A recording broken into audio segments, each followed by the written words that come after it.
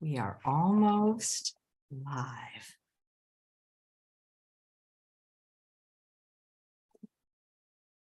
Hey, everyone, and welcome to this very special evening featuring Dr. Caldwell B. Esslestyn Jr. from the Cleveland Clinic in Ohio. The topic is reversing heart disease, and I know many of you are here to support the Healthy Road Support Group, which was founded by two social workers, Betty Peeples Wheeler and Vernita Bradford. They were looking for support for their new healthy road lifestyle. So we'd like to welcome everyone here that's watching live with us on Zoom or watching on YouTube, Facebook, or Twitter. And to introduce our special guest for the evening, we have Dr. Hans Diehl, who is the clinical advisor to the Healthy Road Support Group. Please welcome Dr. Hans Diehl. Hello, everybody. It's great being on your program, Chef AJ. Thanks for making it possible. You know, as a long-term admiring friend of Dr. and Mrs. Esslestyn, it is my pleasure to more formally introduce to you this couple that has left their footprints on a huge multitude of now healthier hearts and healthier people on several continents. You know, it's Dr. Caldwell Esslestyn who turned from one of America's high-ranking surgeons to becoming one of America's foremost and best-loved health promoters. It's an amazing change.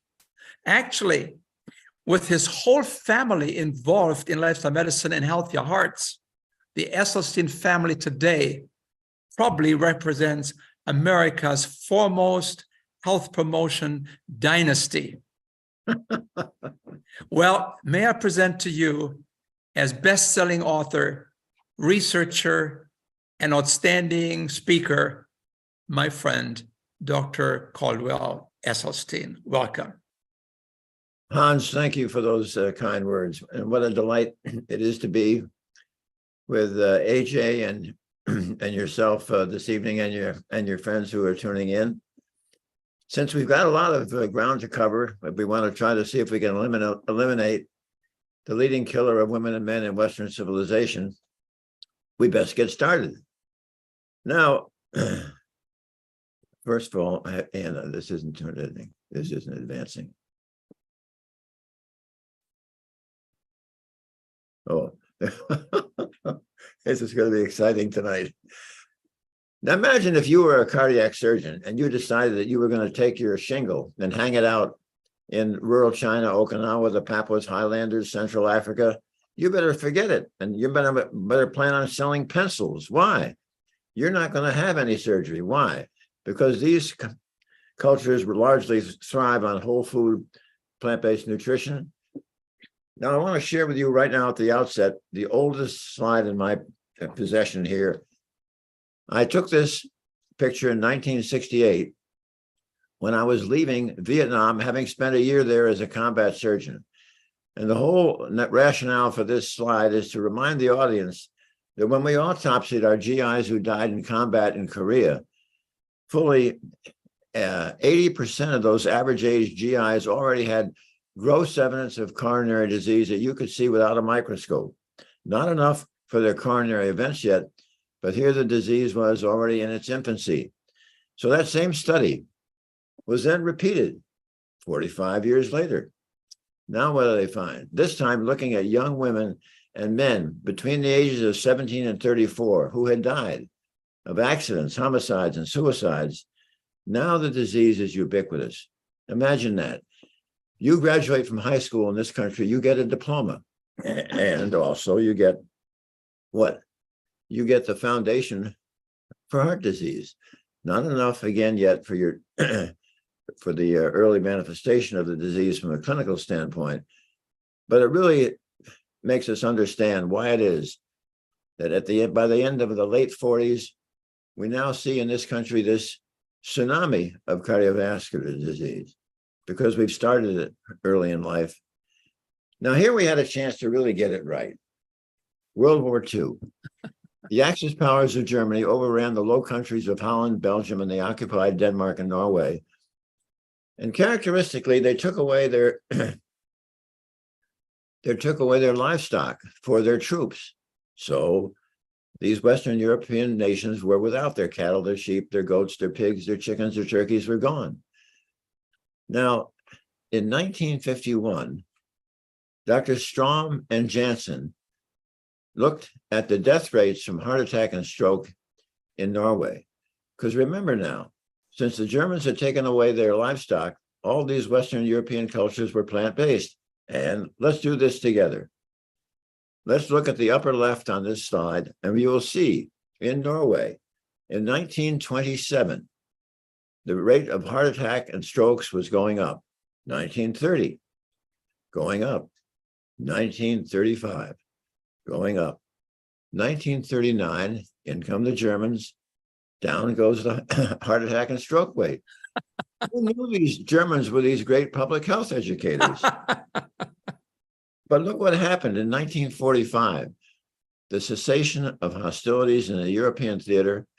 Back comes the meat, back comes the dairy, back come the strokes, back come the heart attacks. Sadly, we just didn't get it. Now, the plot thickens. If you are saying that the artery on the right is highly diseased, you are correct.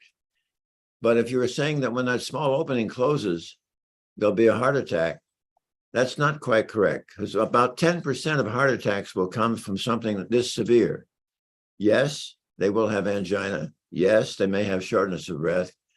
But we're going to see in a minute how 90% of heart attacks occur. Now, I want you to focus the artery on the left. That's the normal one. But even those of you in the back of the room, if you look carefully, that innermost lining of the artery, there's a little single layer dark line of cells we call the endothelium, endothelium. And the endothelium has a remarkable job, which we're going to talk about shortly. But in the usual case in America, when we're eating pizza, cheeseburgers, milkshakes, the cellular elements in our bloodstream begin to get sticky, sticky, sticky.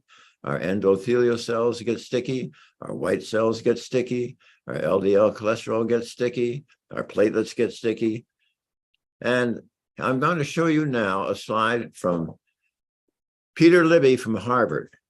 And the area that is blue is where the blood is flowing. And you can see what separates the blue from the artery wall is those single layer endothelial cells. But let's do this again, what we did earlier. Let's focus together in the upper left of this slide. And you will see in the blood, those orange molecules, your LDL cholesterol, which because of the food we've been eating, have been oxidized. Now, what happens is the oxidized LDL cholesterol migrates up against the endothelial artery wall and finds a crack, a fissure, an opening. So now suddenly we have the LDL cholesterol in the subendothelial space, whereupon Peter Libby from Harvard now changes the color from orange to yellow to indicate that the LDL is now a small, hard, dense, oxidized particle. However, the subendothelial space does not seem to like this very much and calls upon our SWAT team, those blue macrophage slides or blue macrophage molecules that are also migrating into the subendothelial space, where it now starts to gobble up like Pac-Man, going from left to right. It gobbles up all these small, hard, dense LDL particles until we get all the way over to the right-hand side when that macrophage is now absolutely chock full of these particles. And now we change the name, as we often do in medicine. It's no longer called the macrophage. It is now called the foam cell. And the foam cell is truly the Darth Vader of this sequence of events. Why? Because the Darth Vader foam cell can make metalloproteinases, stromelicin, elastase, collagenase, myeloperoxidase. What is it that they do that is so bad? Well, what they do is they gradually, as we look at the figure on the left on this slide, they will gradually thin out the cap over the plaque. until it gets so thin, as you can see on the figure on the left. If you look at the upper part of the plaque, there is a tiny little crack that has occurred. The cap has ruptured. So now the plaque begins to extravasate or ooze out through that crack or that opening. Plaque content will ooze out into the flowing blood where it behaves thrombogenically. That is to say, it tends to make things want to clot. And sure enough, if we look at the middle figure here, where the cap over the plaque has ruptured, there is now a clot forming, and the clot is in and of itself self-propagating. So in a matter of minutes, it now goes, the figure on the right, look, the entire opening or lumen of the vessel is completely 100% shut. All the downstream heart muscle here is now suddenly deprived of oxygen and nutrients. And that, ladies and gentlemen, is 90% of your heart attacks. Now, if I do my job correctly this evening, hopefully all of you, and maybe your friends and relatives, can make themselves heart attack proof. How are you going to do that? You're going to make yourself heart attack proof, not with a drug, not with a stent, not with bypass surgery. You're going to make yourself heart attack proof by changing your biochemistry. How are you going to do that? With plant-based food. When that happens and you've changed your biochemistry, all that cascade of events that I've just described, the LDL cholesterol migrating into the subendothelial space, the formation of the foam cell and the metalloproteinases, those are all gone. You are not going to thin out the cap over your plaque. As a matter of fact, you are going to strengthen the cap over the plaque. And if you strengthen the cap over the plaque, it cannot rupture. And if it cannot rupture, you will have made yourself heart attack proof. Now, forget the X-ray on this particular slide, but I want you to focus on the end of the artery, where the artist has shown us that half of the artery is filled with plaque and the other half is still open. And if you look carefully at the open area, you can see it is lined with these lovely endothelial cells.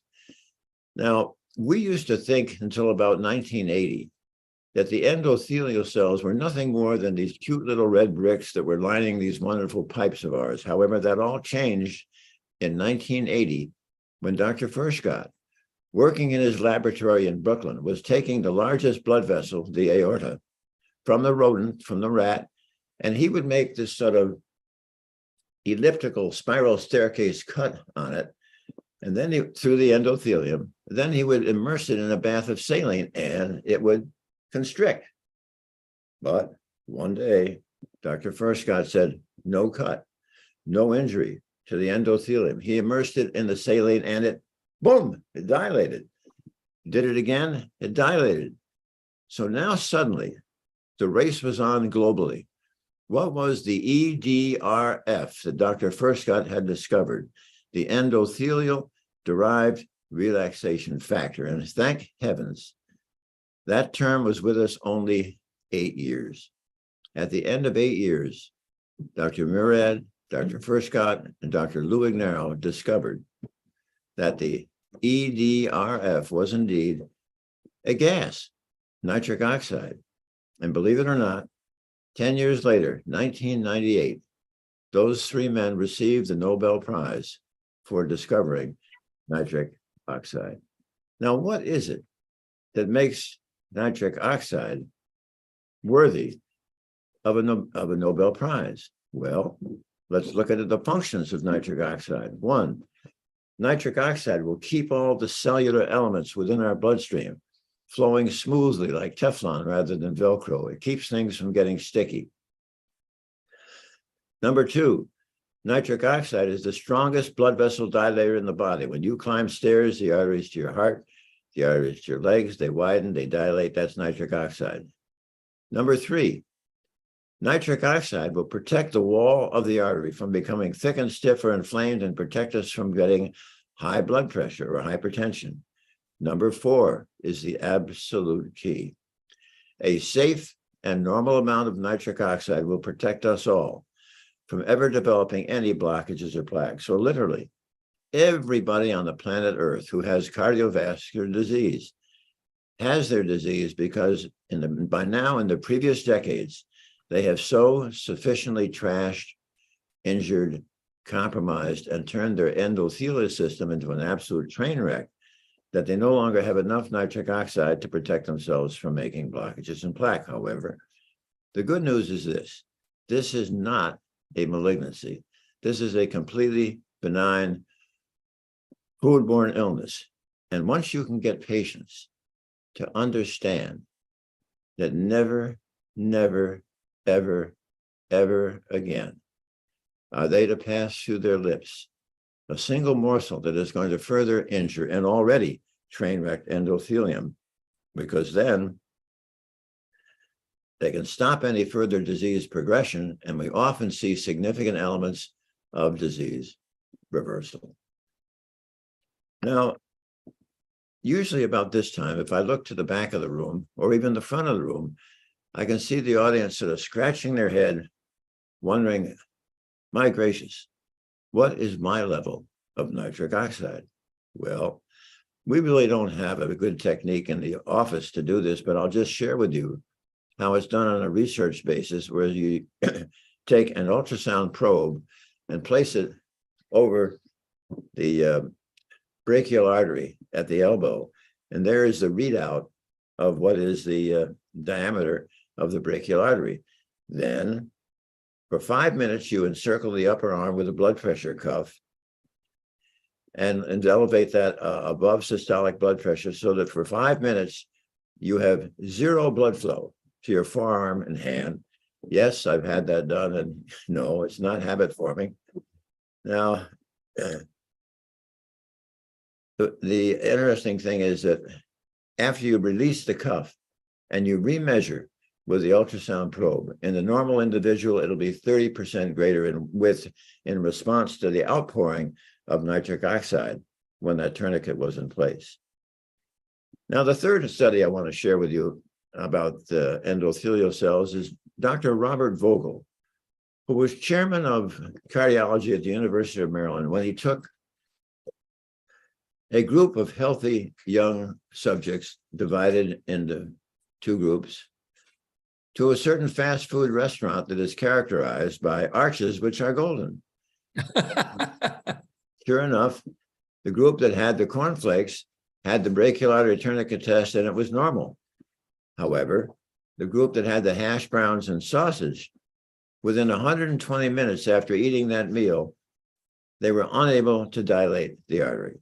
That single meal of hash browns and sausage had so injured the capacity of their endothelial cells to make nitric oxide, they were unable to dilate the artery. Yet, being young, as they were followed into the late afternoon and early evening, they began to recover. But you and I know that the next morning for breakfast, probably in this country, it'll be scrambled eggs and bacon. Lunchtime, white bread with mayonnaise and cold cuts.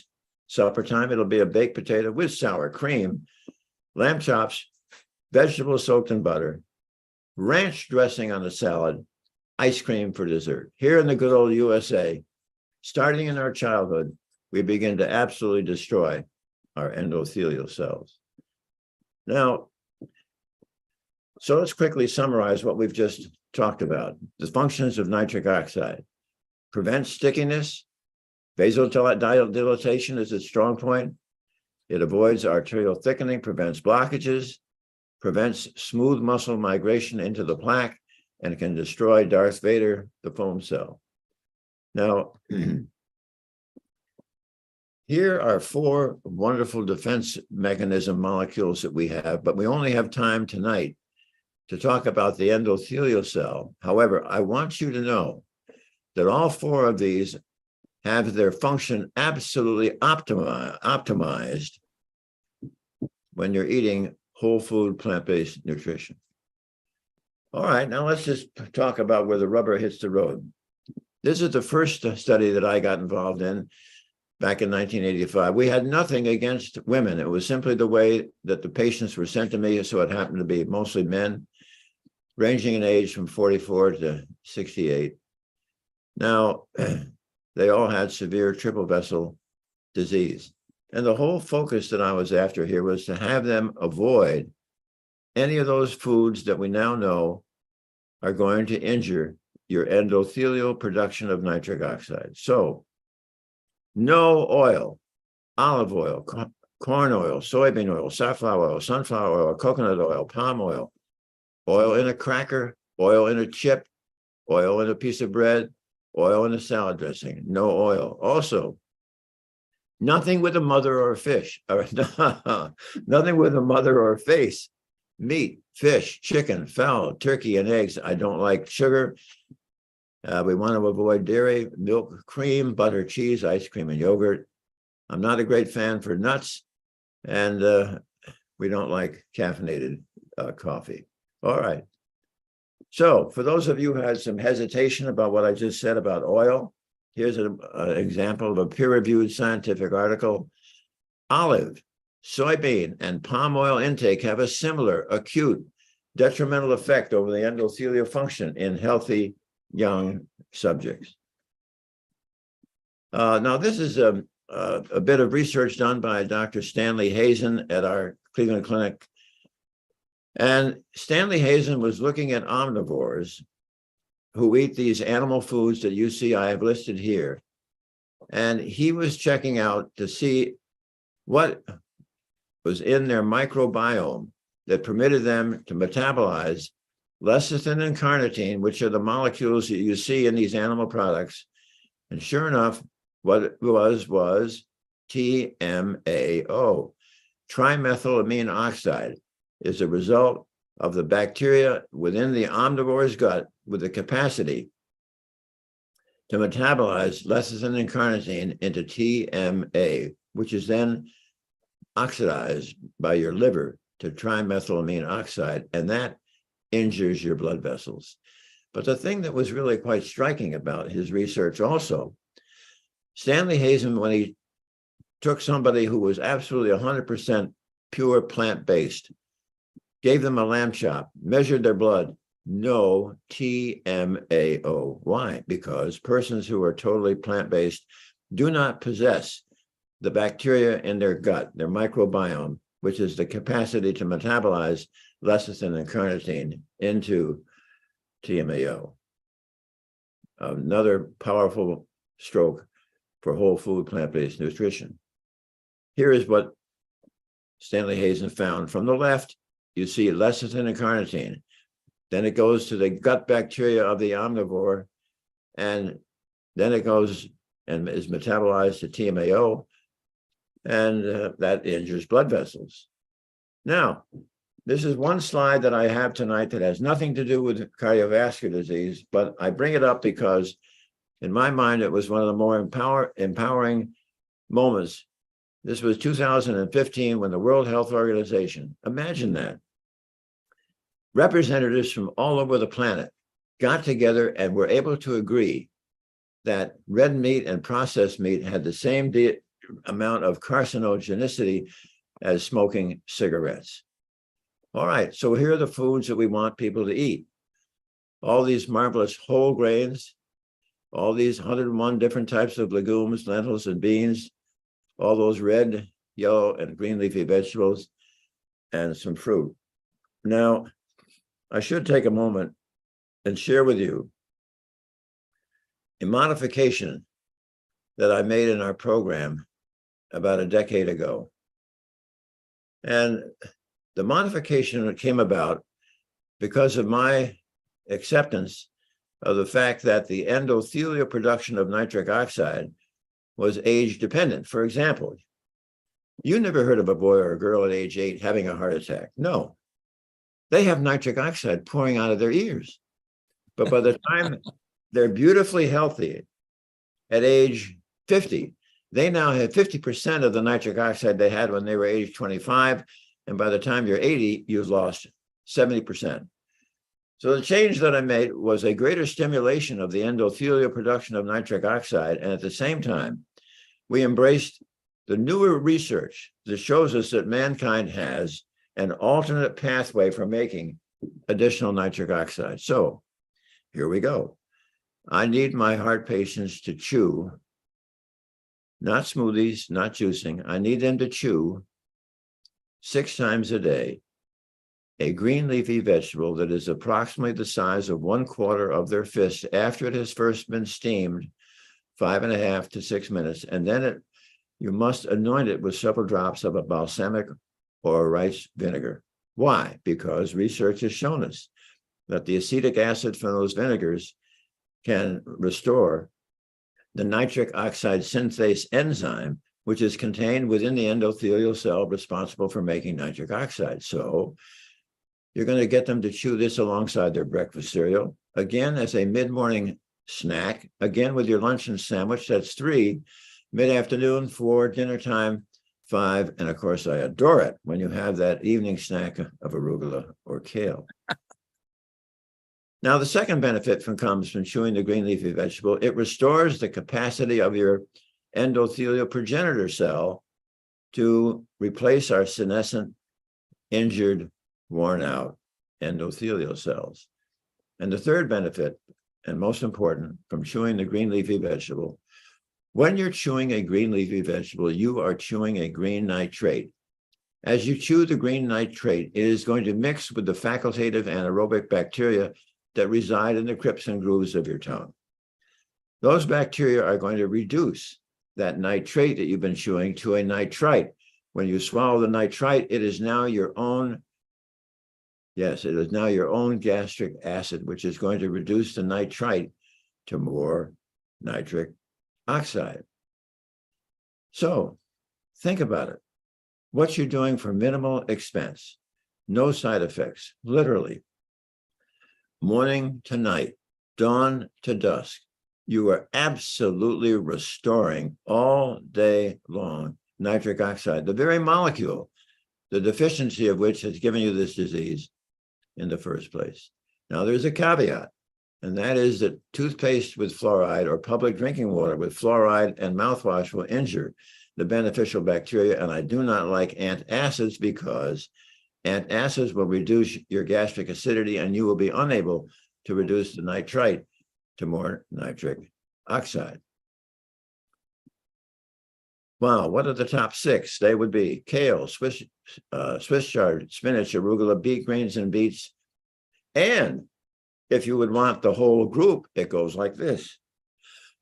Bok choy, Swiss chard, kale, collards, collard green, beet greens, mustard green, turnip greens, napa cabbage, Brussels sprouts, broccoli, cauliflower, cilantro, parsley, spinach, arugula, and asparagus. And the reason I go through this with you, you have to know that whole food plant-based nutrition is also great for your memory.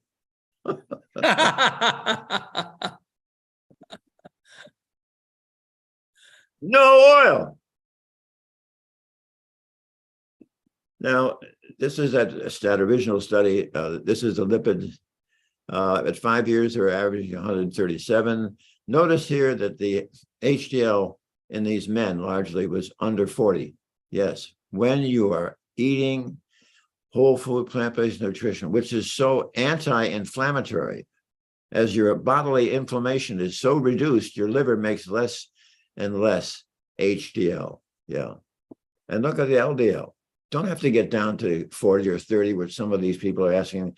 These people, as you'll see shortly, were reversing their disease, even with an average LDL of 80. Now, I wanted to show you a few angiograms that were representative of this group. And these angiograms were all reviewed in the Cleveland Clinic Angiography Core Laboratory by senior technicians that do this all day long for national medical trials, and it was done in triplicate. So when I give you a percentage of disease reversal, I know that it's accurate. This is a 67-year-old retired pediatrician. You're looking at the left anterior descending coronary artery, and from the arrow on the left to the arrow on the right was described as a 10% improvement. This is about as small as your naked eye can see. A little easier in this 58-year-old factory worker looking at the circumflex artery to the back of the heart. And from the arrow on the left to the arrow on the right was described as a 20% improvement. This is a 54-year-old security guard. The right coronary artery And from the arrow on the left to the arrow on the right was described as a 30% improvement. Now, this happens to be a good friend of mine, a fellow surgeon, Joe Crow, and in 1996, at age 44, cholesterol 156, Joe began to get chest pain. He was not diabetic. He was not hypertensive. He was not, he did not have a strong family history, and he was not a smoker. Chest pain. Finally, in October of 1996, cardiology worked him up, but they could find nothing. A month later, he was writing post-operative orders when suddenly the elephant was sitting on his chest, searing pain in his left jaw, left shoulder, arm, having a heart attack, whipped down to the cath lab. They start the catheterization. Cardiac arrest, they resuscitate him, finish the catheterization, one more cardiac arrest, resuscitate, stabilize, sent to the floors, and 3 days later, discharged, but very depressed. Very depressed because at the time of his angiography, and now I've got a little something stuck here. There. At the time of his angiography, the entire lower 1/3 of his left anterior descending coronary artery was all moth-eaten and diseased over too long a segment. You just can't pound in stent after stent. And it was too far down the artery for bypass. So he was depressed and felt they had done nothing for him. So 2 weeks after his heart attack, Ann and I had Joe and his wife out for supper. Joe, come on. You've been eating the typical Western diet. You've got the typical Western disease. We've got 10 years of data. Why don't you think about going plant-based? And he said, well, I think I'll give it a shot because they couldn't offer me anything else, but I'm not going to take any of those statins. I don't trust them. There are too many side effects. Fine. Now, sorry. Now, Joe became the absolute personification of commitment to whole food plant-based nutrition. Over the next 2.5 years, his total cholesterol plummeted. His LDL went from 98 to 38. And then he had another angiogram. Now, up in the surgical office areas, our doors are about 3 doors apart. So at noontime on the day that I knew earlier that morning, Joe had his follow-up angiogram, I walked over and opened his door, and there he was, sitting behind the desk. Joe, I understand you had the follow-up angiogram earlier this morning. Mind sharing it with me? He got up from behind his desk, came around, put his arms around me and said, I think we're doing okay. So I said, well, would it be okay if I could see the angiogram? He said, sure. Now you can see that was pretty exciting for us because really the disease had been vanquished. And it was really rather exciting because what we learned that in a patient who is young, when the plaque is made up of inflammation, fat, and cholesterol, and the patient is so compliant, really remarkable things can happen. On the other hand, what happens if patients are more senior and the plaque is now made up of fibrosis, scar, and calcification? It's less likely to move, but even those patients are going to get back to full activity of daily living without restriction. And it's going to be my obligation this evening with you to show you how that happens. Now, here just is another example. What you're looking at here is a 45-year-old gentleman from Florida, had a heart attack on July 14th, 2017. And here in his angiogram, the arrow is pointing to a branch of the obtuse marginal, which was 80% blocked. And he had a number of other blockages, and his cardiologist said, you've got to have bypass surgery. But the patient said, no. I've been reading a book, Prevent and Reverse Heart Disease, and I'm going to try that. And the cardiologist said it won't work. So it was, lo and behold, a year later, July of 2018, the cardiologist wanted another angiogram. It was no longer 80% blocked. It was now 40% blocked. So at this point, the patient decided to switch cardiologists, but even this new cardiologist, a year and a half later, wanted another angiogram, and now it was all gone. Now, this patient brings up a point. There was no single doctor helping this patient make this decision. And the decision cost him, it was no money, and there was no risk of injury or death with stents or bypass. And he simply absolutely vanquished his disease. And it really brings up a very important point. With something that is so simplistic and so effective, why isn't it every patient with cardiovascular disease isn't at least offered the option of plant-based nutrition? Because this patient, the only reason I found out about it was after this last angiogram, he wrote me a letter and sent me these angiograms, thanking me for writing the book, Prevent and Reverse Heart Disease. Now, still working with that original group, yes, of the original 24, there were 6 guys, nice guys, who I released from the study within the first month because I had no money for this study and they simply were not going to be compliant. But we had 18 that stayed with us for 12 years. And I wanted to know, in the 8 years prior to coming into our study, how many events of disease progression under the care of expert cardiologists had these patients sustained. And there they are, 49 events scattered in the categories that I have listed here. Now, however, once those 18 patients came into our care, over the next 12 years, 17 of those 18 had no further events. And I really, it was one of the patients who was compliant while he was totally misbehaving in China on a vacation, and he had a tendency to be hypertensive. He had a small stroke from which he recovered. But the only reason we put him in the compliant group was because if we hadn't, we would have had 100% success. And that would have, I think, raised a lot of curiosity among our critics. All right.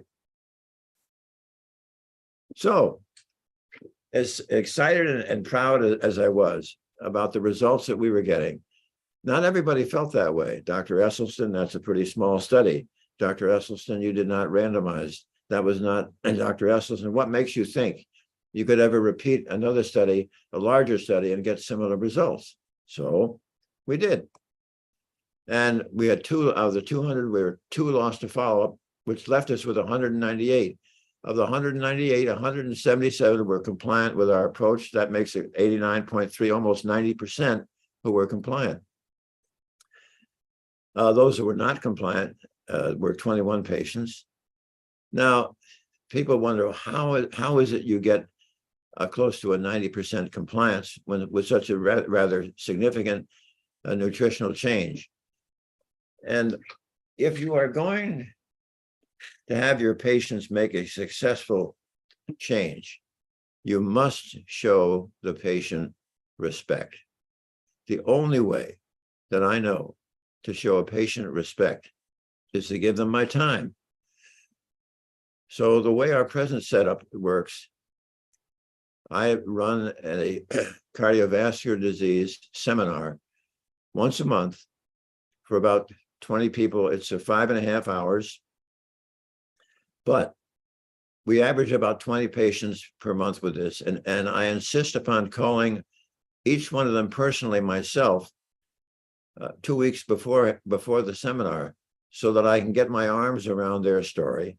And at the same time, have an opportunity for them to ask questions of me, so that when we do come to the seminar, we have a strong platform from which we can all move forward. I mentioned the one patient in the adherent group who really shouldn't have been in that group, who had the small stroke. The 21 patients who were non-adherent, 62% had disease progression. Now here I wanted to share our results with the better known results in cardiovascular disease.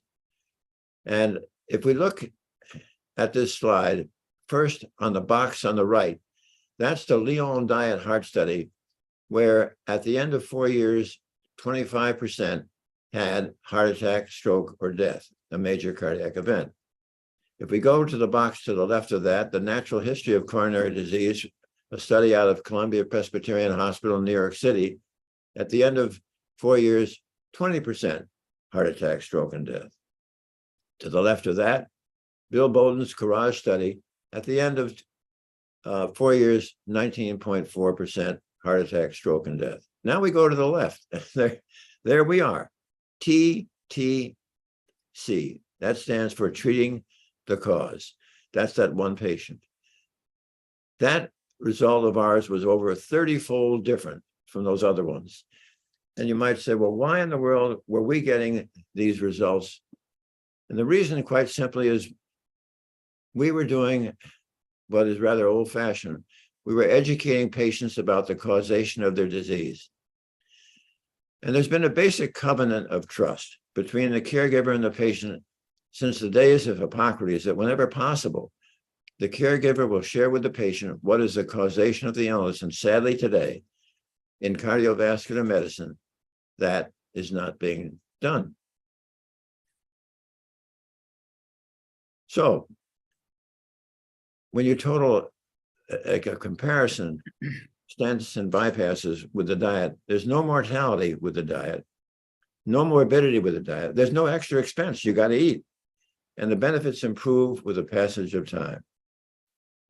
And when you think about it, it's interesting that usually almost any patient who's had a heart attack is now walking around with the sword of Damocles hanging over their head, wondering, when do I get the next heart attack? When is the other shoe going to fall?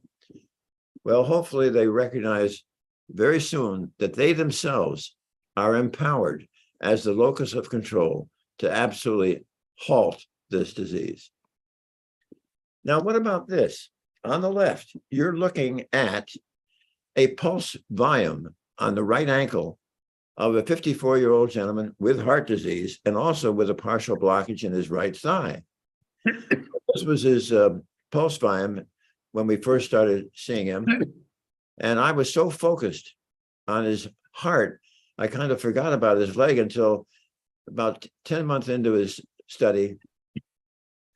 He said to me one day, Dr. Esslestyn, do you recall when I started seeing you, I had to stop 5 times crossing the skyway to your office because of pain in my right calf? I said, yes. He said, over the last month, it's gone away. And I said, well, then back you go to the vascular lab. And now you can see on the right, his new pulse volume. It was absolutely double. So we now had, right in the infancy of our study, we now had rock solid, irrefutable data that food and food alone could absolutely halt and reverse disease. And somebody's going to say, well, now, wait a minute. What about the statin drugs? Listen, 1986, we didn't have any statin drugs. Yeah. That's 2 examples I've shown you tonight of profound disease reversal without statins. It's really wonderful when you get it to make the food do its job. Now, here's another. This was a 78-year-old retired high school chemistry teacher who, in his retirement, he and his wife liked to enter square dance contests, but it was during the fast square dance. He kept getting bilateral claudication, or pain in his calf muscles. So he saw these vascular surgeons who got the images that you see here, and he didn't like the big operation that they were suggesting he have. And he came to see us and said, Dr. Esslestyn, if I choose your method, how long will it take me to get rid of my calf pain? So I looked at him with great wisdom in my face. And I said, probably about 9 or 10 months. 3 months later, I got a phone call. Dr. Esslestyn, you do not speak the truth. The pain is gone. Now, I don't know what it's like in your areas of California, but when in Cleveland, if you're watching on television, either a sporting event or a mystery, just before the advertisement comes on, you will hear the mellifluous tones of the announcer say something like, when the moment is right, will you be ready? Now, we all know that the penile artery is much smaller than the coronary artery to the heart. So not infrequently, before somebody comes down with heart disease, they may find that they are no longer able to raise the flag. However, all is not lost. Not infrequently, 9 or 10 months after I've counseled somebody, I'll get a phone call. Dr. Esslestyn, yes, this is Mr. So-and-so. Yes, nice to hear your voice. Yeah, Doc, I really thought I ought to give you a call because recently something has come up and I'm wondering if I don't owe you another check.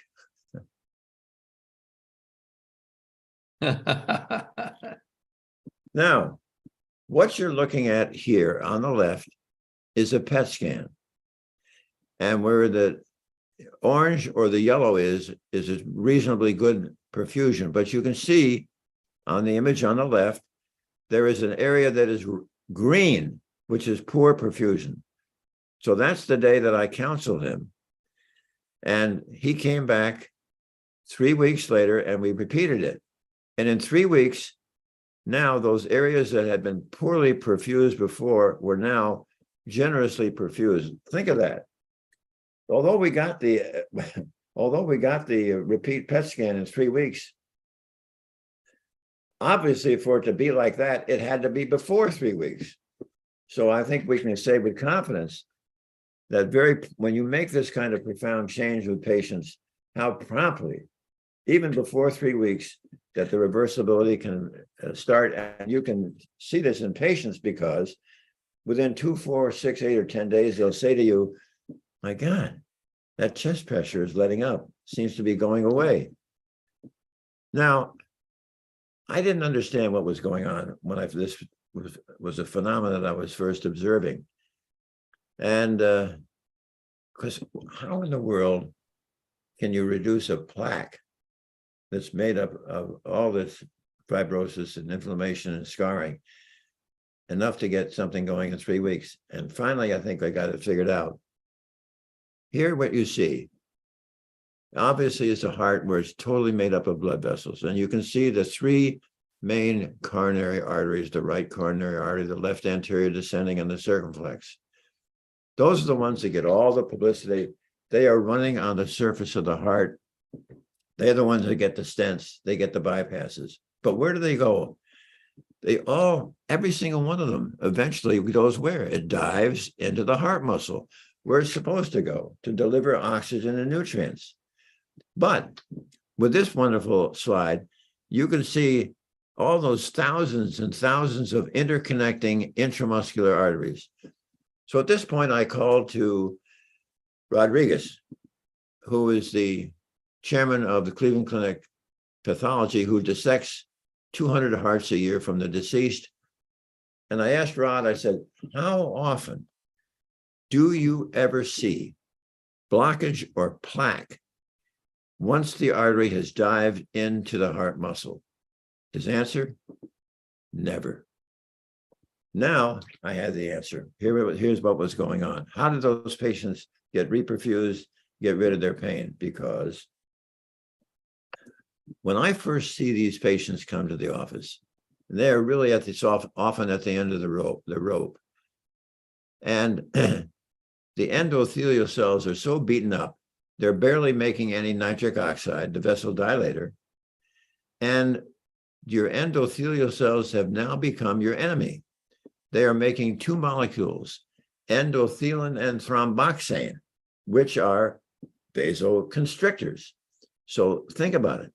As you're looking at this slide, all of those thousands upon thousands upon thousands of interconnecting intramuscular arteries, none of them have plaque inside them, but they are all pinched and narrowed because of the molecules of endothelin and thromboxane, which your beaten up endothelial cells are elaborating. But what happens so excitedly is that as soon as these patients start to convert, they eat whole food plant-based nutrition. Suddenly they start pouring out more nitric oxide, the vessel dilator, and they become your friend again. They stop making endothelin and thromboxane, which are your vasoconstrictors. So think about it. As you look at that slide, all of those thousands and thousands of interconnecting intramuscular vessels, which are narrowed and pinched, boom, they all open up. And that is a huge, huge change. If you recall in physics, Poiseuille's law, a throw through the hollow viscous is related to the 4th power of the radius. Translation, tiny increase in diameter, huge increase in flow, which explains why even these more senior patients will get some wonderful relief. As a matter of fact, it calls to mind, I don't have this on a slide because it just came in last week. I will share with you, I was 2 years ago, I got a call from Montreal, Canada, from an engineer. And he had an angiogram which showed that he had blockages in 5 arteries. And he was seeing the hotshot cardiologist and the most prominent bypass surgeon in Montreal. And they looked at his x-rays and said, "You're in deep trouble. You have to have an urgent bypass." Well, he was an engineer. And he said, "I'm not quite ready for that." And he somehow found my book and he called me and we talked for about an hour. And then I didn't hear from him for about actually 2 years, just last week. He called and said, "Dr. Esslestyn, I really wanted to call you because I just been seeing my cardiologist. We had another angiogram. And the blockages that were 70% are now down to 30%. And the cardiac surgeon came to see this as well as the cardiologist. And they both agree that I am no longer a candidate for bypass surgery." But the sad part of the story is, I said, "Did they ever ask you what you had been doing?" No, they had no interest in what he was doing to make this happen. All right, so let's do this. Let's summarize what we've learned about disease reversal. You can see it on the angiogram. We've shown you that. It happens with a stress test. I've just shown you the PET scan. We've seen reversal with the carotid artery, the arteries to the leg, the pulse volume, and the 3 symptoms of angina, claudication, and erectile dysfunction, another example of disease reversal. Now, I don't know how many of you have ever been to Cleveland, but I wanted to show you, this is the A building where for many years I worked on the 8th floor as a surgeon. But really what I'd like you to see is what the trees look like in Cleveland in February. Now, after I retired from surgery, I was rehired by the clinic because of my interest in nutrition, and I worked at the Wellness Institute. And I should tell you that the Wellness Institute, the budget is much more modest, but the morale is quite high. Now, one thing I've learned in some 61 years from leaving medical school, I always like to share this because nothing perhaps is, while brains are important, nothing is as important as persistence, persistence, persistence, best exemplified by this young damsel, Life magazine, 1939, trying to learn how to do the splits. Sure enough, the other day, I guess it was in Berkeley, that somebody had spotted her and she got it right. And I want to say thank you, Hans. Thank you, AJ. Thank you, audience from California, for this wonderful, pleasant evening I've had. And I'd be happy to try to answer any of your questions. Thank you so much, Dr. Esslestyn. If you don't mind, I'm going to ask you to stop sharing your screen right now, or maybe I can do that for you so we can see you. Sure, you can do that. Let's see, where's the little button that gets you to stop participant sharing? Then we can see you nice and big. I'm going to spotlight you. I don't know if you can see everybody, but we can certainly see you. And we appreciate you staying up so late for us. And I did see a few questions in the chat. And the first one I saw was actually, how can we increase our nitric oxide? Well, I tried to go through that. One thing you want to do is you want to have the best set of endothelial cells that you possibly can. And the way to do that is obviously to eliminate the foods that are going to injure your endothelial cells. So you get rid of the oil, animal protein, dairy, sugar. I don't like caffeinated coffee. And if I ever give the green light to nuts, 1 or 2 nuts would be all right, but nuts are highly addicting. And there's an interesting study actually it was in the journal Atherosclerosis in the mid 1970s by Dr. BESTSELLIng, who took 3 different groups of rhesus monkeys, and over a 12-month period, they fed them either butterfat, corn oil, or peanut oil. And sadly, at the end of the year, they sacrificed the animals and looked at the arteries, and they were just blown away how the peanut oil was just absolutely devastating the artery. Thank you. Cheryl says, is systolic or diastolic, is one more important than the other? I think they're both they're both equally important. I wouldn't trash one over the other. Okay. And Rochelle says, can you talk about tofu and tempeh? I've heard you now say that we can have it. Well, yeah, but I don't think I'd go. Remember now, soy is 40% fat, and there is a lot of IGF. Now, insulin growth factor is kind of exciting and sort of important when you're young and you're growing in your early years, your teenage years. But after that, my good friend Colin Campbell has reinforced with me that you don't want too much IGF when you get older, because that's a tumor promoter. And so I think you could have soy a couple of times a week, but it's the most pure soy, of course, is edamame. It hasn't been processed. Right. Here's a question from Penny. Why would cardiac output decrease during a cardiac catheterization after the administration of nitric oxide, which was given for trial of treatment for pulmonary hypertension? Well, pulmonary hypertension, the pulmonary artery pressure is too high, and it finally wears out the right ventricle. But the whole idea of wanting to optimize nitric oxide in that group of patients is, if you can get the nitric oxide to do its job and dilate that pulmonary artery and its branches, then it will decrease the pulmonary artery level of pressure, ease up the strain on the right ventricle, and these patients will be really much better off.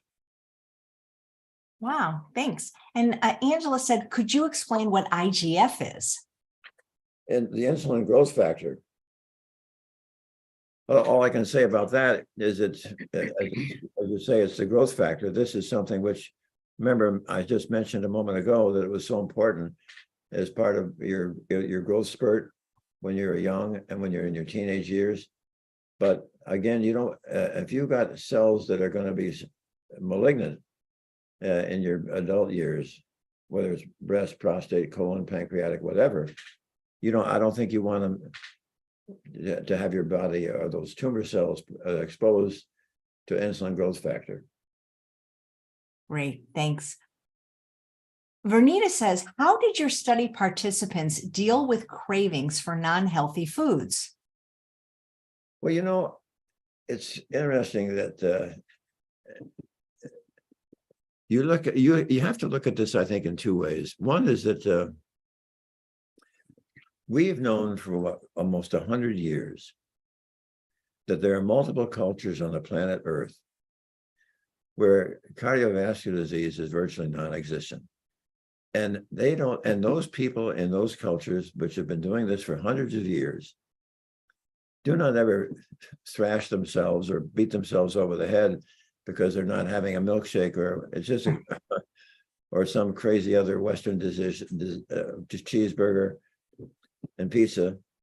They're not ever craving that. And I think that the thing that really works for these patients is if I can get them to understand, if they've got a brain in their head and they understand the relationship, and this is why I hammer it and hammer it and hammer it, the relationship between the endothelial cells and nitric oxide and their coronary artery disease. Let me give you an example.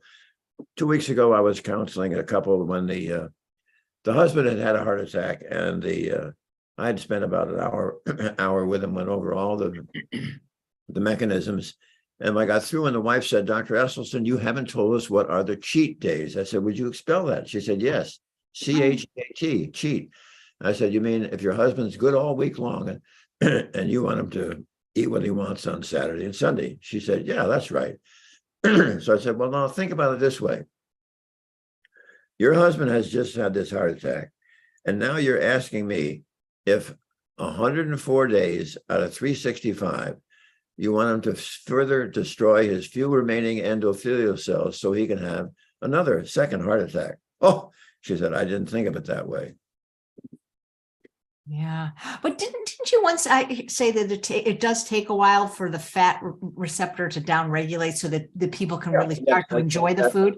You got a great memory. Yeah, it takes about 12 weeks. That's according to the Monell Chemical Census Center in Philadelphia. And so if they're constantly having these cheat days, then they're never gonna neuroadapt to the deliciousness of the low fat diet. Yeah, exactly. They're never going to downregulate that separate receptor. What the heck happened? Why is this screen sharing thing? What is this?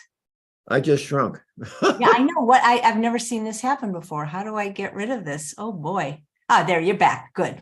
All right. Kathy says, can you please talk about vegan processed foods and how damaging they are? I need help.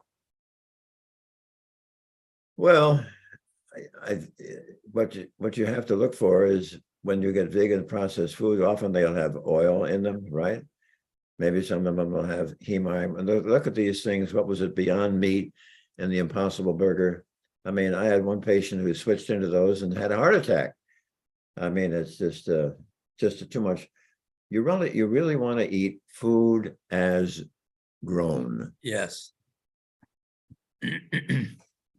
Yep, absolutely. Amy asks, do you think that partial compliance with your food plan will with a food plan will create reversal, or does it take 100% compliance? I've heard some say 95% is enough. Well, I'm with all due respect, there's a healthy divergence of opinion here.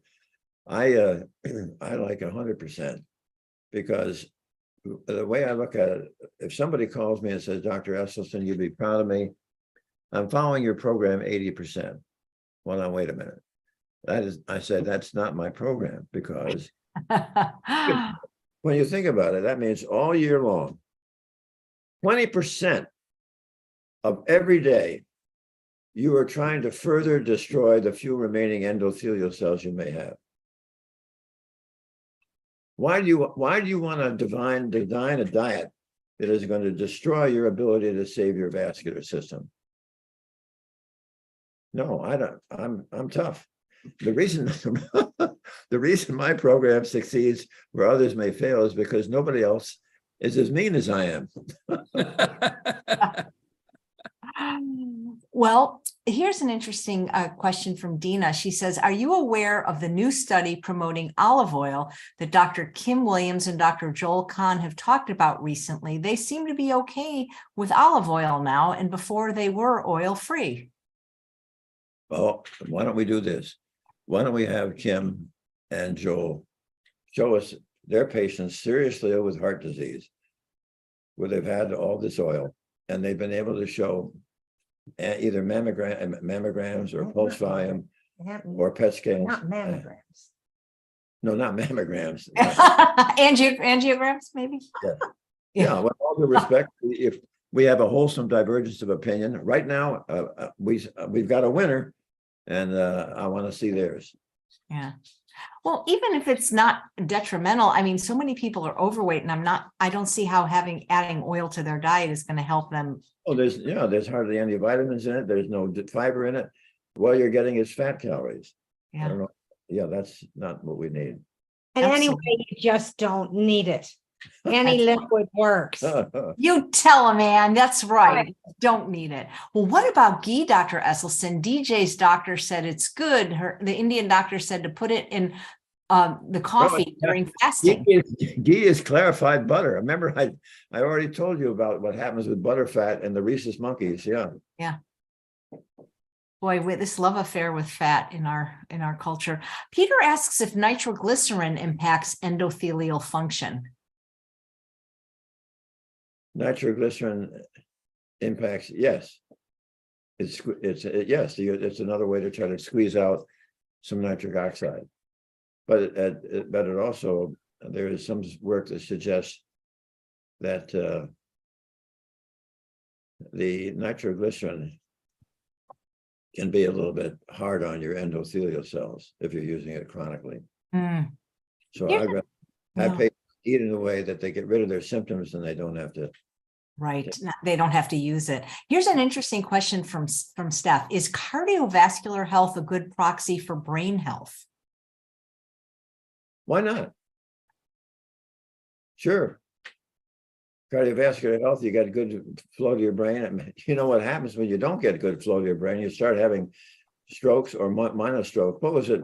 Megan Leary and her team from the West Coast did an interesting study where they reported it in 2001 at the stroke meetings in Miami.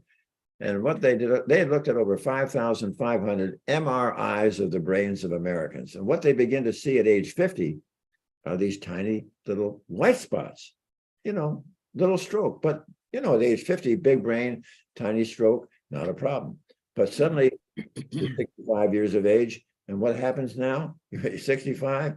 You find yourself saying more often than before, sweetheart, where did I leave the car keys? Well, you get through that. Bingo. You're 75. You look at her and you say, sweetheart, where did I leave the car? And now, so suddenly you're 85 and you look at her and you say, oh, are you my sweetheart? I can't stop that. I can't reverse that. Yeah. You don't suddenly develop dementia at age 85. You work hard in all those preceding decades to lay the foundation for that. Yeah, absolutely. Christina wants to know, how do you get a patient to follow this diet? I have family members who have been sick and on meds for years, but they do not stick to a diet plan. I don't understand it. Well, what it does require is education, and you cannot do this in 5 minutes. I think I made it very clear. The reason that we're getting close to 90% is we're able to show the patient respect, and that means giving them our time. One day, 5 hours, and 2 weeks before that, an hour personally with me to have them understand the mechanisms involved, so that when they repeat it again at the seminar, these patients really are kind of sometimes elated to think that the mystery is gone and now they know how they created their disease. Yeah. Cynthia would like to know if high blood pressure is considered cardiovascular disease. Her husband doesn't think so. Yes. Well, you can play with the words all you want, but hypertension is a brutal disease. Brutal. Yeah. Lisa says, is there help for a dear friend who's already been through 2 bypass surgeries? Yeah, I would be surprised if they had been totally committed to whole food plant-based nutrition and to have these repeated surgeries. I would think that patient is somebody who ought to see a practitioner who has a special interest in whole food plant-based nutrition, who can give them the time, the information, and the knowledge base so that they can halt any further progression of this disease. Donna would like to know what the negative effect of caffeine is on the heart. And Julie said, well, what about drinking green tea or matcha in place of coffee? Yeah, green tea, black tea is fine. So what does caffeine do to the heart that it's not recommended? I'll tell you what caffeine does with coffee. That is caffeine and coffee. That combination, there's a Greek study and an Italian study that clearly, to me, well, I'll tell you what the Italian study. 2 groups of young subjects divided. One group having coffee with caffeine, the other having decaf, and then they had the brachial artery tourniquet test to determine the function of the endothelial cell. But before that, they switched groups. So the group that was previously having coffee with caffeine was now decaf. Wow. When they summarized the results, it was always the group that was consuming coffee with caffeine that injured endothelial output of nitric oxide. Yeah. I've got time for 3 more questions. Okay, perfect. Thank you. So Meryl wants to know, besides balsamic vinegar and rice vinegar, are there any other vinegars that you recommend to eat with steamed grains, like maybe apple cider or? I'm sure there would be, but I was limiting my recommendations to the ones that had undergone the research. I mean, it may very well be that there are others, but I would be hesitant to have any patients exposed to that until I had research, rock solid data that it was safe. Okay. So, yeah. And Mary wants to know what your thoughts are about supplementation with omega-3 algae supplementation. I think that the jury is still out on that. If you have your omega-3 checked and you get one of three results, either it's either it's low, or it's modest, middle, or it's plentiful. And usually if you're down when it's in the midstream or low, it's perfectly fine to take omega-3 algae. But I'm not a great fan of supplements other than B12. Great. Okay, this is the third and final question from Jeffrey. I've been hearing that vitamin K2, specifically MK7, is good to take as a supplement to decrease arterial calcification. Do you agree? Well, I don't use it. If somebody comes to our program and they're taking it, I don't stop it. If they're not taking it, I don't start it. I think the jury is out. You kind of ask yourself, gosh, K2, is that what they're taking in rural China or Okinawa or Africa? Hey guys, it's been great. Yep, I'm just going to ask everybody to unmute and thank you so much for this presentation. So guys, you're all able to unmute now. So let's just Thank you so much. Thank you very much, Dr. Esslestyn. Thank you. Thank you, Pleasure. Thank you so very much Thank for you, your Dr. Thank you so time. much. Thank you, Chef AJ. Thank you, Chef AJ. Thank you, everyone. Thank you. Oh, there's Anne. Look, there's Anne. Oh, there's Anne. Wonderful presentation. Thank you. It was wonderful. Thanks, AJ. Thank you so much, everyone. And thank you, Dr. Deal and Betty and Vernita. Yeah, You Dr. guys, Deal, Vernita, Betty, and Chef AJ. if you're interested in the Thank you all support so group, much. look in the show notes because there is a support group with a Zoom twice a month, and that information is in the show notes. Good night, everyone. Thank you for being here. Bye-bye. Bye-bye. Good night.